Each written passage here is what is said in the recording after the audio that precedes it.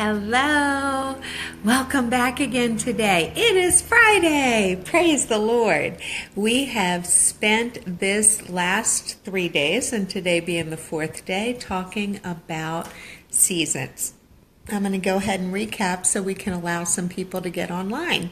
So, on Tuesday, we talked about winter. And we started with winter very strategically, not because we're in winter in North Texas right now, but we started with that very strategically. And so that is a time where there is brownness, looks like death all around you, and it doesn't look like a whole lot of fruitfulness. But what we talked about was embracing that season, embracing that time, so that you don't despise the dry time, but you actually embrace it and ask God during that time, what is He wanting to show you and what are you needing to grow in?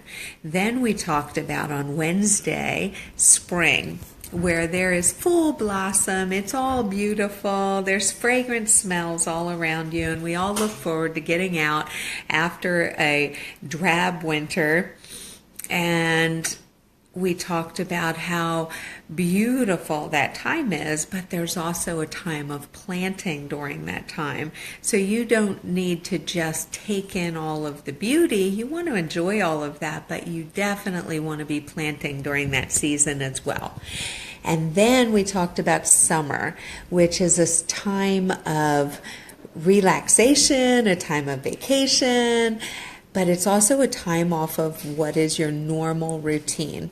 And for many of us, after so many months of that, we look forward to getting back to our normal routine.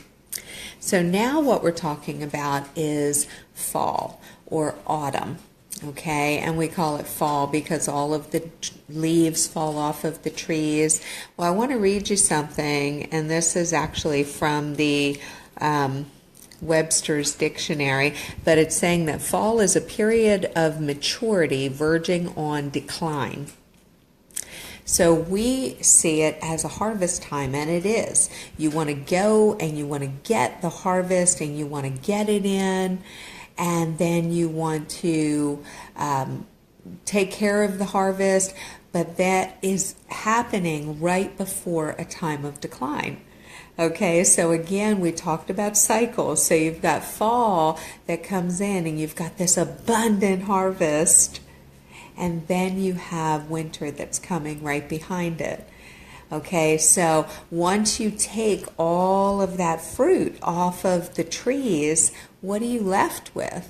You're left with bare trees again. So you're back to winter. So do you despise winter when you're in fall? No. You embrace fall and you enjoy fall and you enjoy the time that you're in harvest. And you don't dread that, oh my gosh, winter's coming. No. Wise people store up in the summer and in the fall for the winter. So how does this pertain to us spiritually? Well, I don't know if many of you know, but our name actually comes from John 5:5, where Jesus is talking about being the vine. And he said, I am the vine and you are the branches. And in John 5:5 it says that if you abide, that you will bear much fruit. And those that don't abide, you bear no fruit. You can do nothing apart from the vine. And that is our precept completely. We know we can do nothing apart from the vine. Well, during a time of fall, what I found is, yes, you take all of the harvest off, but there's also a pruning time that takes place. And it talks about that in John 5 as well. And I learned this firsthand. My dad he's in heaven now, a landscape artist. And he came down one year in the fall, and we came home from church and all of our trees were cut back to nothing. And I just was like, oh my goodness, Dad, what did you do? And he said, Yvonne, he said, it's not going to grow unless you cut it back. You have to prune it in order for it to grow. And he said, I promise you, it's going to grow even more abundantly in the next season because you cut it back. Well, I know that there have been seasons in my life where things have been pruned out of my life or people have been pruned out of my life. I know when I first got saved, all of the people that I hung out with were pruned from my life. And then there have been different seasons since then where different people have been cut out of my life, but not cut out completely, just cut out as in we're having that intimate, continuous fellowship. And that's okay. We just embrace what God is doing because He's bringing more people that are going to help with the purpose of what He has for us to do at this time in our lives. We don't have to mourn those relationships that are no more.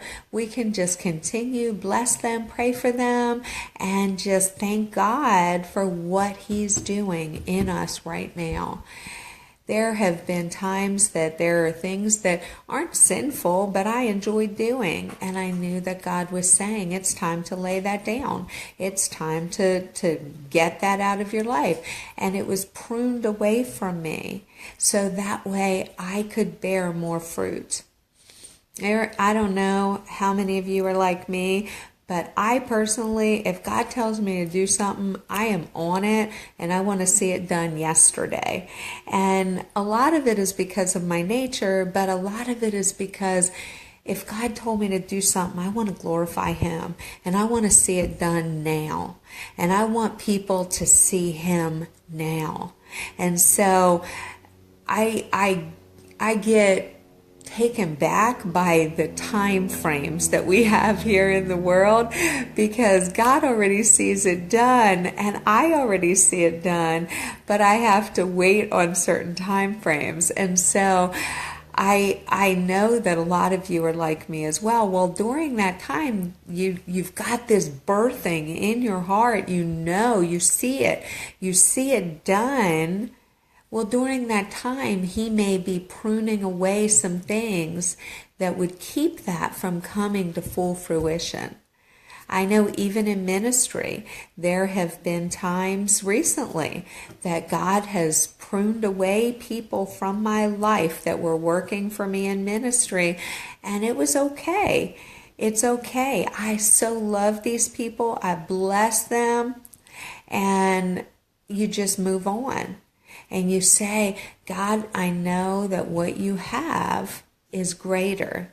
And that if you're cutting away, it must be for a greater good. And so what about in your own personal life? Maybe there are some friends in your life that, we were the best of friends. We talked every day, 4 or 5 times a day. We talked about everything. And now all of a sudden, they're not in your life anymore. Well, don't mourn that in a way like, what am I ever going to do without them? But I want you to thank God that you're entering into a new season and He sees you coming into a point that He needs to cut back some things so that you can be more fruitful.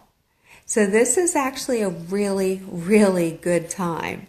So as you're in your harvest time and you are rejoicing and you're taking in all of the harvest of the things that you've sown, of everything that you've planted, and you're bringing in the harvest, it also says it's on the verge of decline, which means once you get everything in, you're back to bare trees again.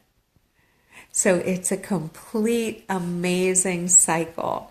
One thing I like that Lisa says, she said to us on our radio program on Monday, it's not a cycle like a circle that just goes around on a single plane, but it actually spirals upward.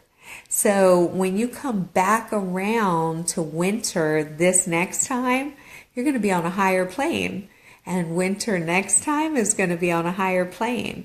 So that's just amazing the way that God takes us from glory to glory to glory. He doesn't leave us where we are. And so today, Like I told you on Tuesday, no matter where you are in this walk, we've all been there. The Word of God says that there is nothing, no affliction that has come upon you that is not common to man. So there is nothing that has come upon you that we do not all know about. We have all been through it in one form or fashion. And we're all here for one another if we choose to be. And we can share and glean and grow from one another. And when we're in those seasons and we see this other person has already been through this season and is way past this season, don't be so proud that you can't say, how did you do it?